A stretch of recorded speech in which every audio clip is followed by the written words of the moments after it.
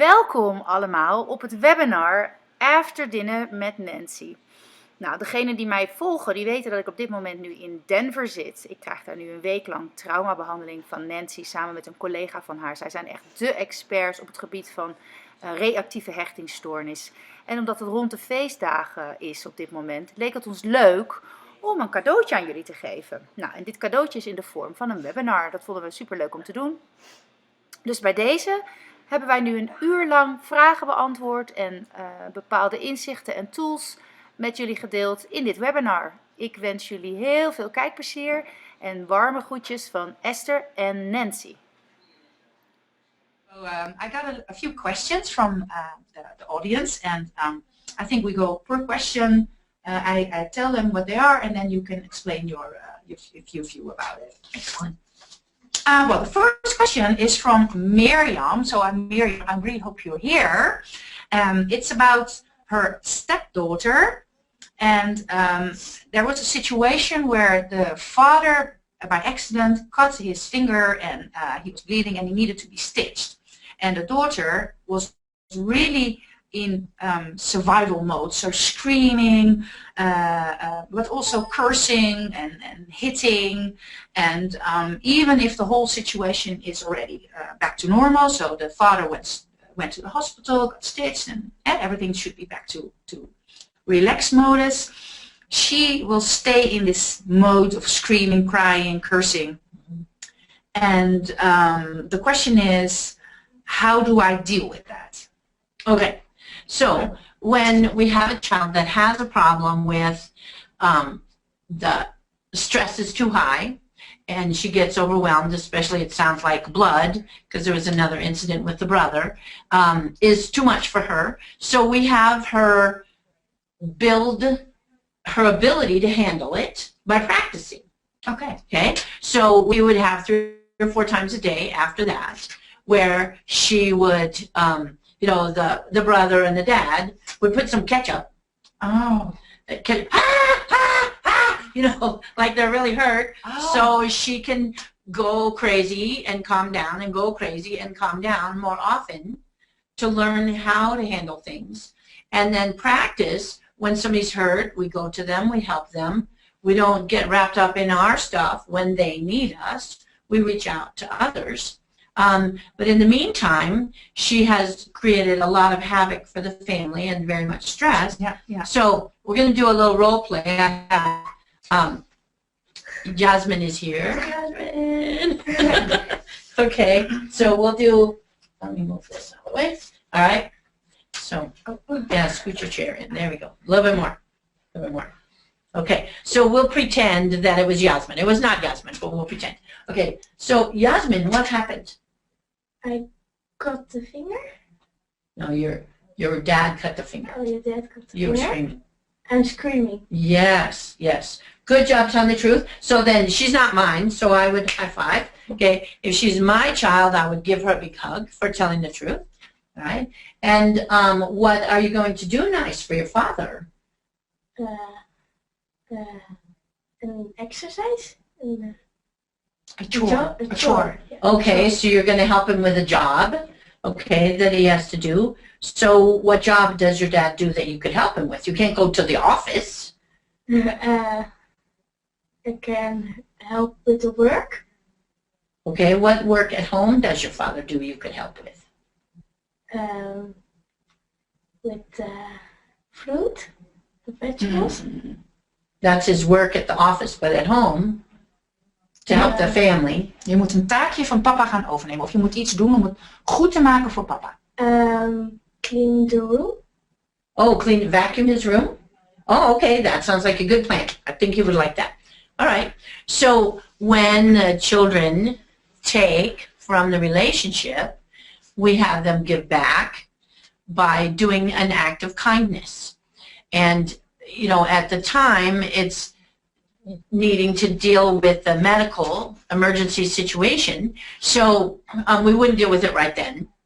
We would have them, you need to scream, that's fine. You go scream there. We're going to take care of the medical needs. And then after the medical needs are all taken care of, then we go to the child and help them sort it out. Okay? So Miriam, ik hoop dat that your question is clear and that you can help with this. I think you have a name for that process also, eh? When you do the Oh, different steps. We call it brain-based behavior Yeah. interventions. Yeah. And we usually do a brain shifter first and then ask them what happened and then have them come up with an act of kindness to give back. But when it's the next day and they have already calmed down, Oh yeah. sometimes they don't need to do the brain shifting. Yeah. And the tools that you developed are not just tools that you thought of. It's really like well-based evidence before you practice it on the kids. Eh? Absolutely. Yeah. A lot of research. Yeah, exactly. Then I had another question from Linda. So thanks for your question. Linda is a therapist, and Linda wants to ask Nancy, what do you do if the parents see the behavior of the kid as the oorzaak, the cause of their problems? Do you understand what she's saying? The parents see Yeah. the behavior of the child as the cause of the parents' problems? Of the problems. When she gets the parents into the therapy room, the parents have a hard time looking over the behavior of the children. So they get stuck into looking at the behavior and see that as the cause of the problem. Okay. And we often do. When we have a child who's lying, we want to focus on stopping them from lying. If they're stealing, we want to focus on the stealing. And the therapist's job is to help us to look at why. And a lot of times we ask the child, why did you lie? Why did you steal? Because we're using the logic part of our brain and we want to understand it. But the children, they don't know why. They just, I'm mad. I stole it because I was mad. Or I lied because I was angry. So when we have a mental health professional, they don't focus on the child. They don't focus on the parents. They focus on the gap between the two of them, which is where the problem is. And if we look at the brain, let me see if I can get this up here. This is a normal, healthy brain. You see, the red part, let me see if I can hold it really still. The red part is the most electrical energy. You see in the top area there, that's in the forehead. Where logic and reasoning is, that's where we can answer why, okay? And then if we look at the abused child's brain, one who has too much trauma, then we see the red part is in the back, which is where we have arguing and fighting and defense. I didn't do it. It's not my fault. You're the bad one. I didn't do it. And all of the screaming and fit throwing that comes from the back part of the brain. So we use the brain-based behavior interventions to shift gears from back here to up here. When we get angry, it lights that back part up, and then we have more arguing, more screaming, more fighting. And when there's any alert or an alarm, like the child we talked about earlier where the dad was injured and the brother was also injured, and there was blood, and then the alarm sets that off, and normally a baby can, what they call self-regulate. They get upset and they can calm down. Our children who have this back part so big, they can't calm down quickly. They get stuck and it just goes over and over with the screaming and they can't calm themselves.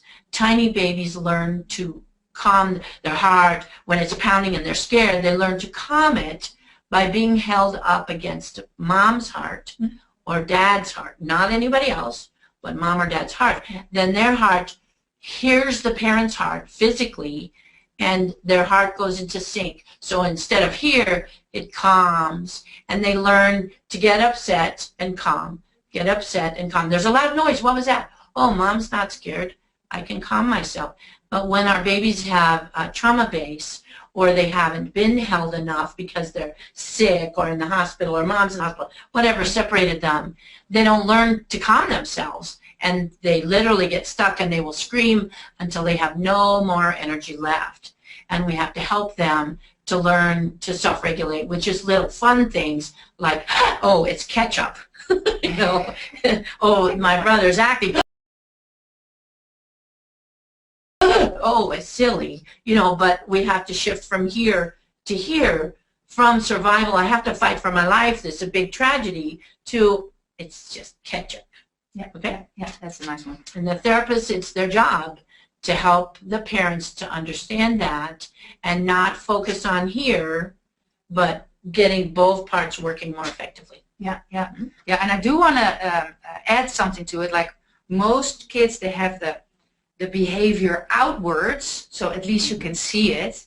But with my daughter, the behavior, you have like three different things you can do, like fight, flight, or freeze. So the fight is the screaming and the yelling. The flight, okay, they leave, but you also have the freeze. And for me, it took me years to understand that that was also a survival mode. And before I didn't know what was happening, but now I can really see it in my child. At one point, she goes into a survival freeze mode, and before I would be like, or screaming to her, or preaching to her, and it was like empty inside. But now I recognize the empty face, and I know it's so useless to scream back or to preach back when they're in that mode. They need help to get out of the mode, Yes. or that primitive part of the brain, and then you can have contact again. Absolutely. So that was what I want to add to it. Then I have Debbie. Let me see if I can, maybe I'm out of my laptop. Oh no, Debbie. Thank you so much, Debbie, for your email. It was a nice big email. I won't tell the whole story, but the questions that you want to ask Nancy is, how do I deal with the behavior of your son that is really like, I don't know the translation, but really like zuigend. How do you, zuigend, like really like manipulating, teasing. We talked about it at your ranch. Like, I forget the name right now, but it's really like not externally. It's really, I think it's, I forgot the word. Sneaky. I think it's the word sneaky. Okay, Like really like, yeah, all the time teasing and never stop, but it's never really out there. It's always like in a sneaky way. Okay. So how do you deal with that? So is he stealing or bothering people, or when he's being sneaky? And how old is he? Even kijken, let me see. I don't see ages, the ages of the boys. No, but she does say, oh, this is another son. No, this is another son. No. Okay. No, I don't know. So when we have a child who's being sneaky and stealing, for example, or sneaky and bothering the brother and, poking and, I didn't do it. That kind of stuff. I think they're more. I have a stepmother of a twin, and there are 11. Okay, 11. So that's good. So we keep them separate if they're bothering each other. So one would play over here, one would play over there, and I would be in the middle until they play appropriately individually. And with me, I don't have them play with each other. If they're being sneaky about other things, the stealing or whatever, it's what we look at their emotional age. And many of our children are very, very young. Their body's older, 11 years old we have for these twins. But emotionally, many times they're 2 or 3 years old emotionally. And so what would we do with a 2-year-old? We keep them close. And when they're saying, I need you to watch me, I need to be close, they do behaviors constantly over and over and over, harming themselves or, someone else, to let us know they need to be very, very close. So I keep them within 6 feet of me all the time, all the daytime, so that I can monitor them like I would if I had a toddler, a little 2-year-old. Yep. You don't watch them, they, drink out of the toilet and stuff. So get into the soap and put in their eyes. So we have to watch very, very closely with the 2-year-old until they get stronger and a little more mature. And when our children are 11 in their body, but 2 or 3 in their mind and in their heart, we keep them close until they grow emotionally, and then we give them appropriate freedoms. So it's all part of the healing process, Yeah. pulling them close. Yeah. And what you said is really important, and that was also really important for me to understand about my daughter, is that you have 3 different ages. You have your calendar age, and then your emotional age, and your mental age. And especially with the traumatized kids, the ages are very far apart. Absolutely. Yeah, and that really, really helped me in understanding my daughter when she had like typical behavior. So I hope it was a good answer for you, Debbie, and that you can work from that. Yeah, I've been reading the email again now, and she says like they have a lot of crazy behavior. They put sugar in the shampoo. When you tell them that they did it, they explode. So what she's asking also is how to deal with taking stuff from the cabins when it's not allowed. How do you deal with that? Okay. Opening the refrigerator or any of the kitchen cabinets is very disrespectful. It is mom's kitchen or dad's kitchen, whoever is the chef in the house, and the child doesn't have any business. It's like going in your drawers in your office at work. It's not appropriate, and so we need to tighten the boundaries, help them to learn that this is not there's no reason for them to be getting into the cabinets and the cupboards. Mom prepares the food, or dad, whoever's in charge of that, and feeds the children. The children do not go and feed themselves, especially when they have had early trauma. We feed our children, and it's how we nurture. It's how we give them back. And when they are nurturing themselves by just getting their own food, it interferes with the healing process. Once they're healed, we can certainly leave a bowl of fruit out and they can get an apple whenever they want to or whatever. But I used to have big teenage boys, a lot of them, and they could open the fridge and clean out the whole refrigerator, and there was the food I had ready to prepare for dinner was now gone, and it was a disaster. So I learned very quickly that they needed to, those were off limits. The answer was no, they didn't touch them. And then because they were right close to me, they reached to open it, I would have them do a brain shifter. What happened? I started to open the cabinet. Good job telling the truth, and what are you going to do nice for me to make it up to me for, going over the boundary? And then they would say, oh, we'll wipe the counters for you. I said, okay, that's great, or whatever they came up with.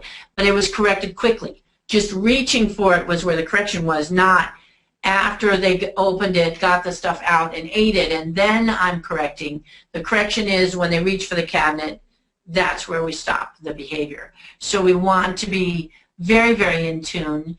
And a lot of people say, it's so hard. It is hard, but it's not as hard as trying to help them with it late. So in the beginning, we have to have what we call eagle eyes and watch every little move they make and all the activities, and guide them and teach them so that they know where the limits are.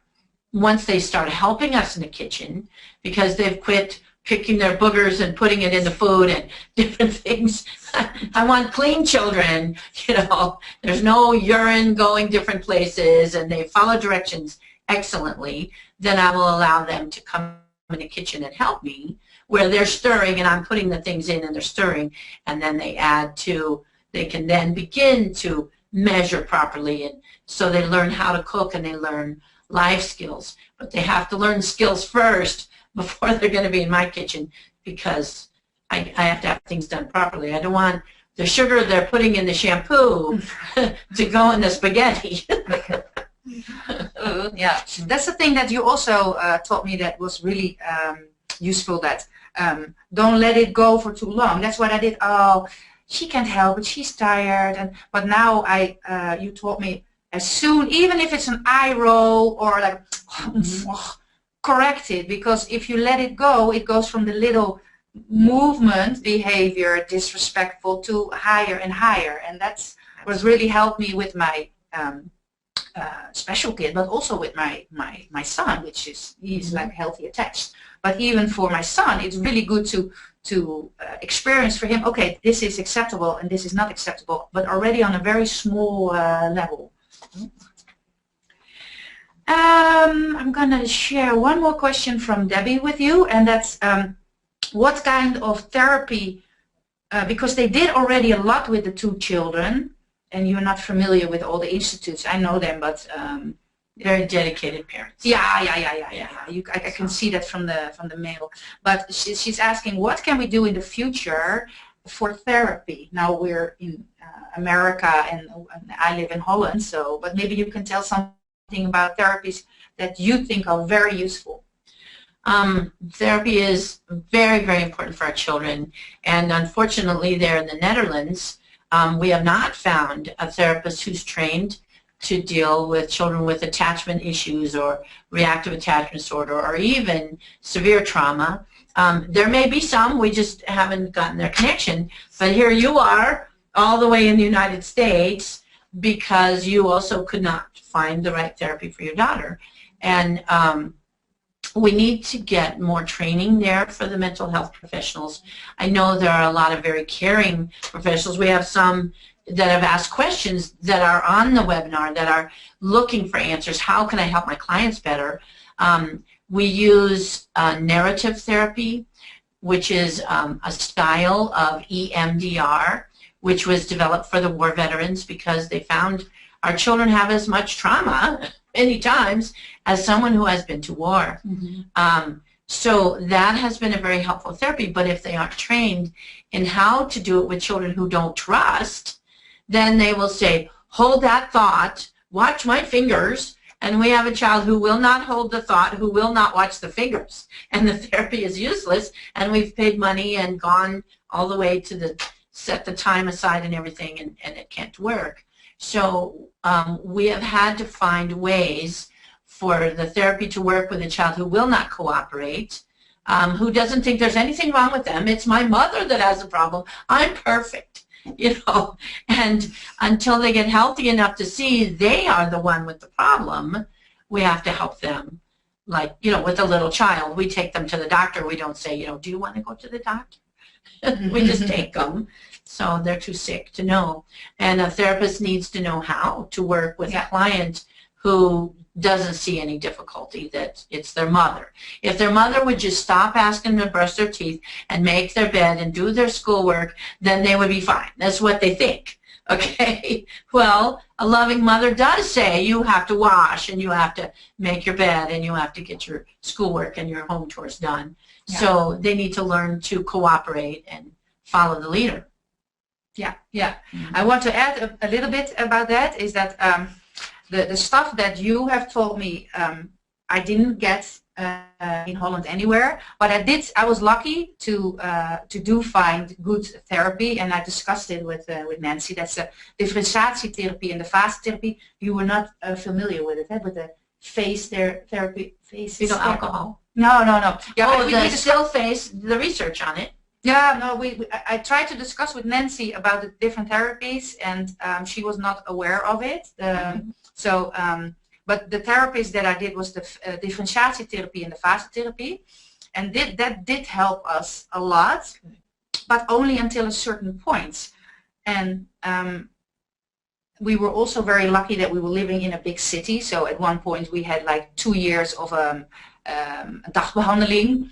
But that's only for the lucky ones, and also for parents who really are trying to find the right therapy and have the right enough time to do the therapy, and that's quite difficult. I know in my community that there's a lot of single moms with 3 kids. So how can you completely go for therapy for your children? That's very difficult.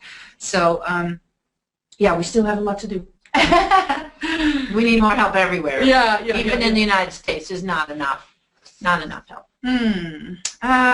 Then I also, before I left to Denver to see Nancy, I asked also in the community, what do you want to learn from Nancy? So I have a couple of questions, and I got many actually, but I have some questions that were asked over and over again, so I want to ask some of those questions also. And one of it is that it got like the most crosses, and it's like, how do I explain what my child has, and how do I deal with the surroundings, so with family, with friends, with the teacher, that don't understand, because very often, also with my daughter, she's just nice and charming to other people or to the teacher, and at home she has a totally different face. So how can you deal with the not getting the support from the people around you, and how do you explain? Okay, so we have two questions. Yeah, it's two questions. So. But they're both, Yeah. you know, very, very good questions. I used to try to get people to understand what my life was like living with a very disturbed child. And I would spend a lot of time telling all the horrible things my child did so that people would have compassion for me and be able to support me better. And then I realized they could not understand. It was not understandable. I know. Living with our children, with the pain that we have as parents, with the worries that we have, with the exhaustion and the fear because of their behaviors from their past, no one can understand unless they live with it. They can't. So it isn't that these people are wrong or stupid in any way. It's that they cannot conceive of our children the way they act. When they look, our children put a mask, okay, and the mask is very cute and charming, aren't I sweet and charming? But behind the mask is anger and fear and I hate you and you're the worst mother in the world and oh, you're my favorite neighbor, you know, you're my best teacher, you know, so we have the mask and the real child. So the mother sees the real child. Sometimes the father also sees the real child, but they target the mother. So I talk to people who have the same children I do, and I know they understand. And the people out in the community, I don't share with them because they cannot understand. There's no way. But then we have grandparents and the people who do need to understand what's going on. And for them, I explain, if my child had diabetes, how do you say diabetes? Yeah, diabetes. Okay. Yeah. And I told you, my child has diabetes. Would you question me? Would you say, well, she doesn't look like she has diabetes to me? Or would you just believe that the doctor has said my child has this condition? Well, people will just believe you because they don't look different on the outside to a child who does not have diabetes. Then, if I say, please do not give my child with diabetes a big piece of cake at your party, would you say, oh, you're a mean mother? Yeah. You're awful. You won't let your child have a big piece of cake. I will give your child a big piece of cake because your child should have cake. Or would you say, oh, with diabetes, this child cannot have cake. The child could end up in the hospital. Yeah. So our children who have emotional disturbance from trauma have to have limits and boundaries that are different from a child who has not had that early history. And we give them too much freedom, they can end up in the hospital, but it's the psychiatric hospital, okay? The psychiatric hospital, not the physical hospital. With our children, we have to do things that are hard. We have to say, no, you cannot go and play at the neighbor's house or whatever it is. We have to do things that are very difficult, just as a parent has to do when they have a child with diabetes. You have to have a syringe with a needle with medicine in it, and you have to poke it in your child's skin to keep them alive. How hard is that for a parent and for a child too? And when you have the syringe and you're ready to poke it in your child and somebody says, oh, don't do that. I never did that with my children and they turned out just fine. You're a crazy mother poking that in your child. You should not be doing that. Well, we would say, you don't understand. My child has diabetes and they need this medicine. With our child that has emotional disturbance, they need to be treated differently.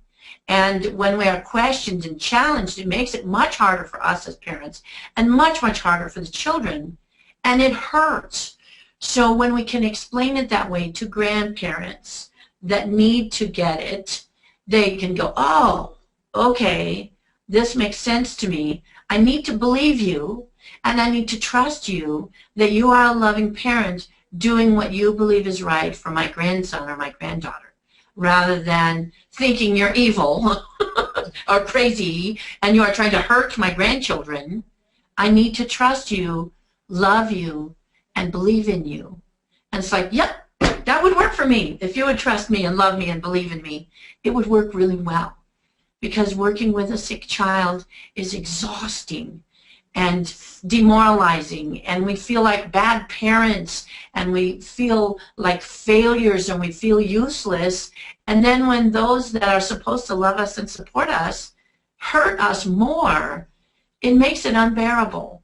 So I know, I've been there. We have to support each other. That's the best way to do it. Yeah. Parents who live it and understand, standing together, we know we're not alone, we're not crazy, we're not bad parents. We have a sick child and we're looking for the right answers to help them to heal. Yeah, that's nice. Because what you're saying also about what I felt, the emotion that I felt throughout the years was loneliness. That's also because, that's why I started this whole community, that's why I wrote my ebook in the end, is that because the other people don't see it and they don't understand it, you live your battle all by yourself in your own family. You're lucky if your husband sees it and understands it, but very often they're very different to the father. So the overall emotion that I had was loneliness. I felt so lonely, and then, like you said, I tried to explain, yeah, but she does this and this. Oh, my kid does that too. Oh, but this is different, and she's rejecting me really on my soul level. Like I'm not a good mom, and I'm the only mom in the world that has a child that doesn't love me, and that feeling is so horrible, and so you carry that. It hurts. Yeah, it hurts. It's such a big pain, and still you have to go on with your life and go to the school and and be all like lovey, happy, jolly. Mm-hmm. But it's such a struggle. And well, that was really hard.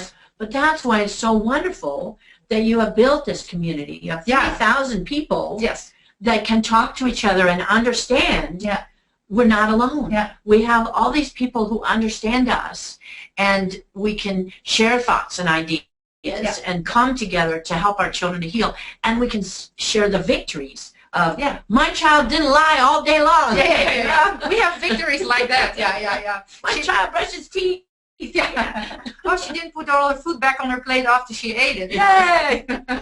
Yeah, and the whole community and the whole the training that I give now started actually from loneliness. Like at one point I was thinking, this cannot be that I'm the only mother in the world with a child like this and with feelings like this. I just couldn't believe it. But then where to start?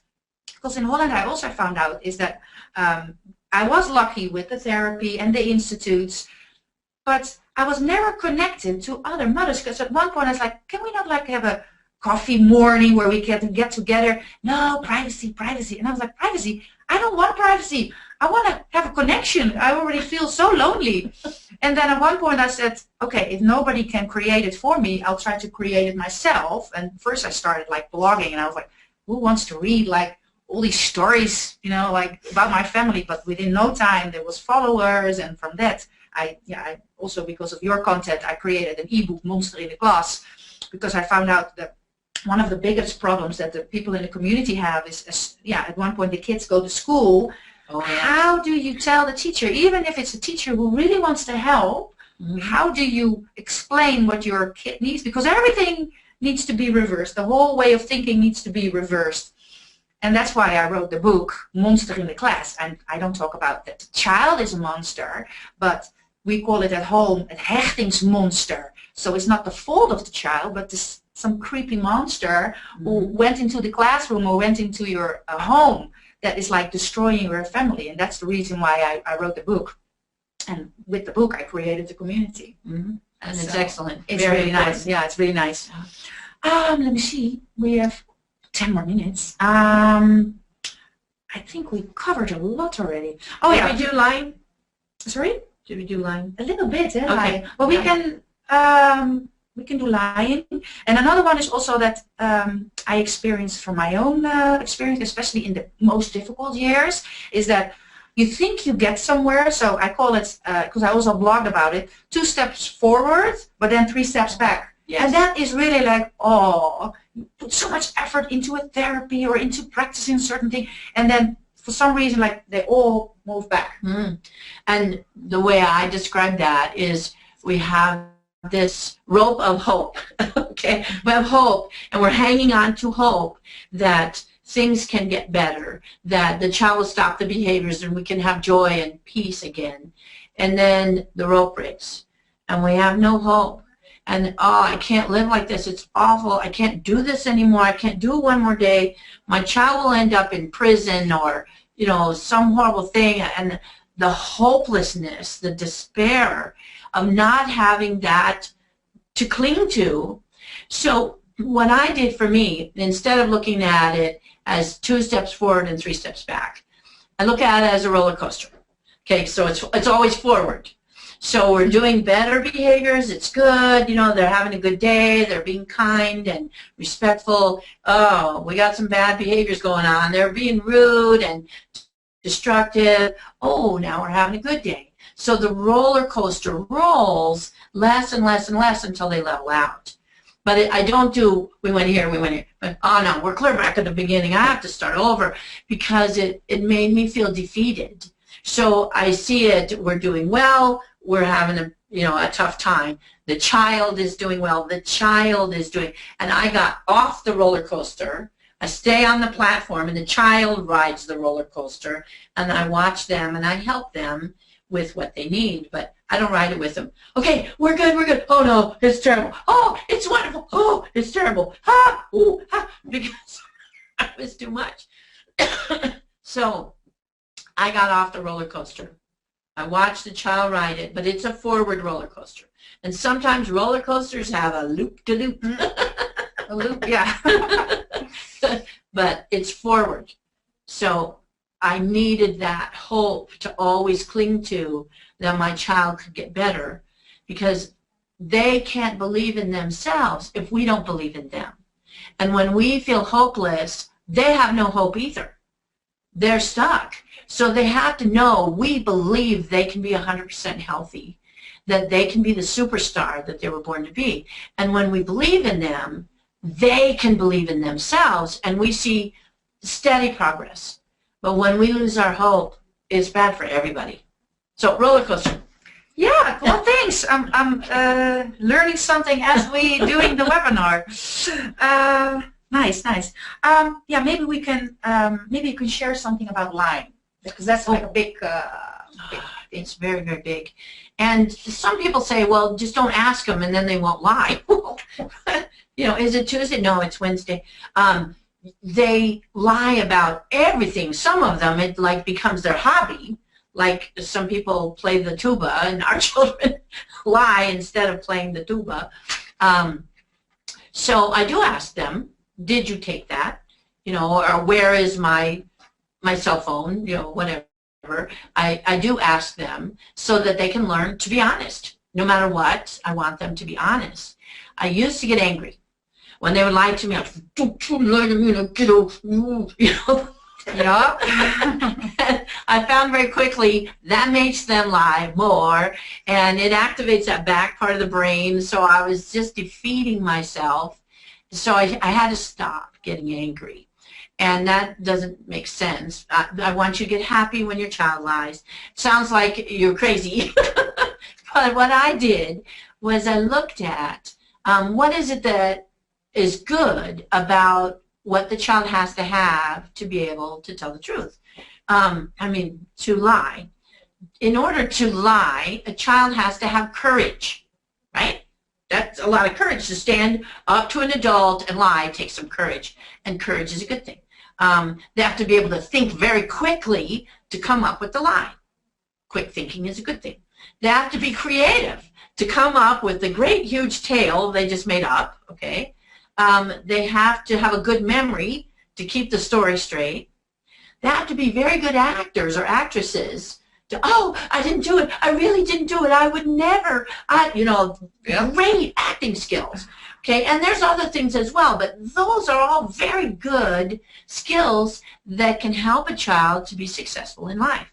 So instead of looking at the lie itself, I look at how quick my child came up with that story. And it was very creative. And look at, she's clinging to it, and big drama that she didn't even practice. Very well done. So instead of getting angry, I would get happy. And I didn't say all of that to my child. I thought it so that I could smile and keep my eyes happy. And then I would say, what do you think I think? Oh, you think I'm lying. Right. So as long as I think you're lying, you will be the one that will be taken care of, whatever it is. You will be the one that will be paying me back for my cell phone until I find if I have made an error and it was your brother, then, I will pay your brother back and I will pay you back. I will pay you back for what you have paid for the cell phone already, and your brother will then be paying for the cell phone. But right now, who do you think I think took the cell phone? You think I did it. Right. So you will be paying for the cell phone. So here's a list of chores that you can begin doing to earn money to pay for the cell phone. It is $500. So you can pay $10 every day, and I want you to tell me how many days it will take you at earning $10 a day to pay for the cell phone. So then they've got to do the math, and each day they work toward paying for the cell phone, and then I find out their brother's the one who stole it, and they've earned $500. I give them the $500 and a bonus, and then the brother starts doing $10 a day chores to pay back, and then my other child is now wealthy because they have all this money. So it all works out. I stopped using anger in parenting with the children because it wasn't working for me. I was cranky all the time because they'd do one thing and then another and then another. I don't want to be angry. I want to have a life filled with joy and a home filled with happiness. So I found ways to stay happy even with their sick behaviors. And it wasn't, I was happy they were lying, okay? So I took the lies and I put them where they belong. And lies fit very well in a story they wrote, okay, or a play they're writing. So I would have them write a story for the family. And when I would say, do you have homework? You have schoolwork to do tonight? Oh, no, I don't have any schoolwork. The teacher's brother was run over by a bus. So he was so upset he didn't give us any homework. I said, oh, all right, put that in your story for tonight. Mom, it's true. His brother really was run over by a bus. Good, put that in your story tonight too, that you're lying about lying. So then when we have our evening meal, and then the child stands up and reads the story about the teacher's brother being run over by a bus, so there's no homework, because of course they have homework, but we're like, maybe that happened? Yeah. Would the brother be in school? This brother, no. So I have them write a story. They read it to the family. We cheer, oh, it's a very well done story. And every time they lie, oh, write that in your story for tonight. And then they weave their stories together into a really interesting story that I keep. And I take them when they're done reading them and put them in a nice treasure chest. So when they grow up and they're a famous author, and they have $1 million selling book, if they get writer's block, I can pull that treasure chest of all the stories out and give it to them, and they have all kinds of great ideas. I want to ask you something, because that's something I learned this week with you. Can you say something about doing chores, dus klusjes doen in huis? Why you do that with your kids, and why it's so important for your kids to have chores? Because Nancy told me to have half an hour a day of chores every day for all the kids. So maybe you can explain something? Oh, yes. Helping around the house, vacuuming and dusting and cleaning the floors and pitching in to take care of your house makes your house a home. When mom does all the work, she is the slave, and the child is to be entertained, then they grow up and they think, I'm supposed to be made happy by my mother. If I'm not happy, it's my mother's fault and I should be angry with her. So we don't want that dynamic in there. We want everybody works together, and the fun starts when the house is clean. When we've got our work done, then we play. As adults, as children, we get our chores done, then we play. And each day we do a little piece of taking care of the house so that it's it gets clean and it stays clean. They learn life skills. They learn activating this part of the brain by focusing on getting their job done, what we call A+. It's done very well, all right? So in building their ability to focus, to watch for details, to remember where the items need to be put back, if they're wiping the sink around the bathroom where all the items belong, so that our children really like to rearrange things. And, well, I think it looks better this way, and, oh, I forgot where it goes, and whatever. And their employer may not appreciate them putting the machinery back the way they think it would look better, or whatever. Their employer will want things arranged the way the employer wants it. So we're helping them to learn now how to be prepared for their job later in their life, for their career, by following instructions, following the lead, doing it correctly, building their brain so that they can work effectively and efficiently, and they have life skills to take care of their home, have it clean, so when we come to dinner at our children's house to visit our grandchildren, their home is clean, and I know they know how to take care of it and keep it in a healthy way. Okay. Yeah, and what you told me this week is that you explain the chore, and then she or the child can ask, okay, what do I need, or I don't understand this or that, and then when you explained, and if you check if the child understood, it needs to do the chore, but then it needs to do the chore and the problem solving within the chore by itself, so it's not allowed to ask anymore and to solve it. And I thought that was really a learning moment for me. When your kid does the chore and it comes to certain challenges, it needs to find a solution within the chore. And when you start, when they're young, in your home, they feel safe in finding little solutions for little problems. I thought it was so, because before I was like, why do they need to do chores? But now I understand it. Sure. And I also can see in the doing the chore, they try to test you. So, is it clean? Well, I can see from like 3 meters away it's not totally clean. So within the doing the chores, they can learn by, okay, let me test my mother. Oh, she's not going for it. So in the end, they learn how to do A+, that is 10 plus quality chores, and that's so important for later on in life. Yeah, it's a very good lesson. Ja. Even kijken wat we nog meer hebben. Yeah, to get the right help you cannot help them with.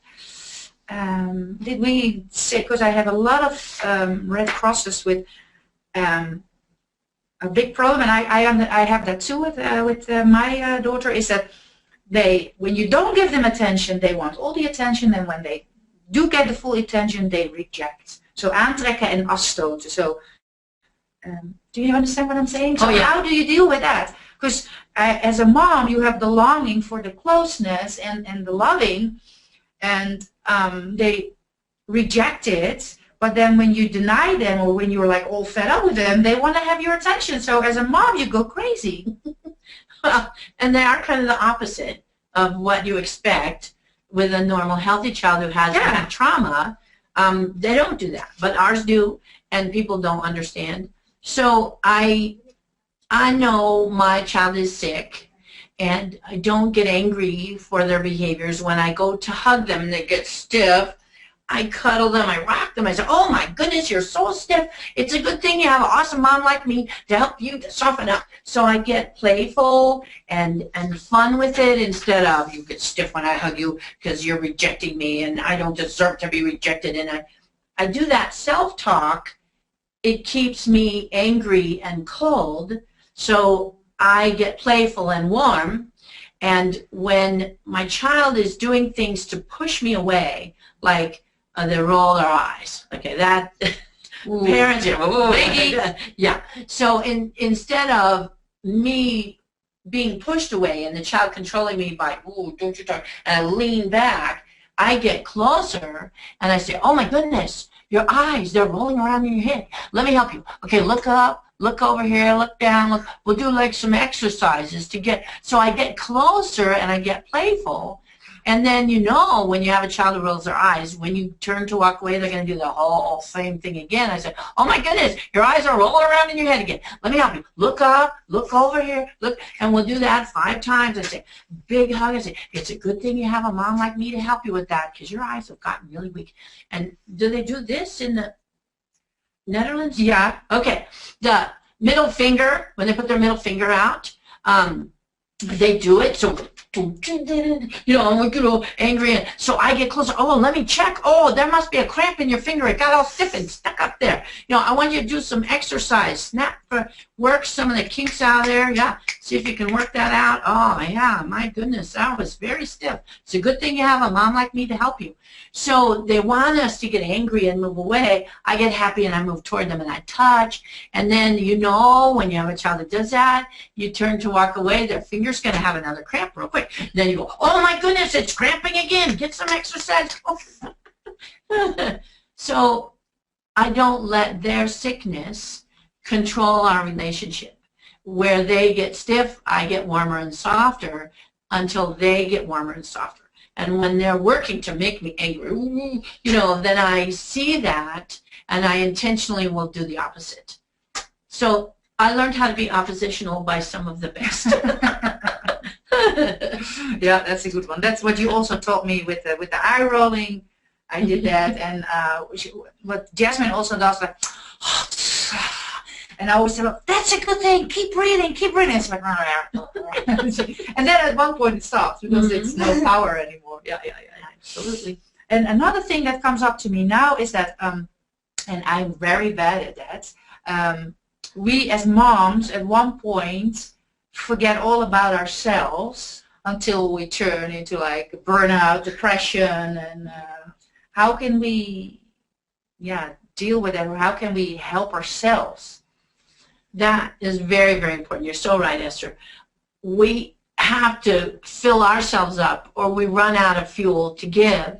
We don't have the laughter and the joyfulness anymore. We just, because we're empty and we have given and given and given until there's nothing left. So because the children don't give back to us, but if it's possible, find ways to have a break. Even if it's maybe a couple of hours at the neighbor or walking a dog of a neighbor, maybe they need to be, no. Yes, that's pretty healthy. Yeah, no, yes, we can do that now, but if they're not treated, then maybe not all kids, but you need to find ways to have a separation that they can go to a nice, safe place that everybody feels good. And we created that, so that's almost a must, I think. Oh, absolutely. And, I'm so glad that you brought that up because we do want to wish you a Merry Christmas. And we're all in the holiday season right now. And it is a time of sharing love and giving. And we hope that your children will learn how to share love and how to give back to you because you deserve it. And we both want to thank you so much for all you do for the children. And we hope that someday they will thank you. But for today, we will thank you. So thank you so much for joining us. We know it's late there in the Netherlands, and you're busy doing Santa Claus. I completely forgot about it, but this is our gift to you. Yeah, this is ons cadeautje. Special thing. So thank you very, very much. And good evening. Bye-bye.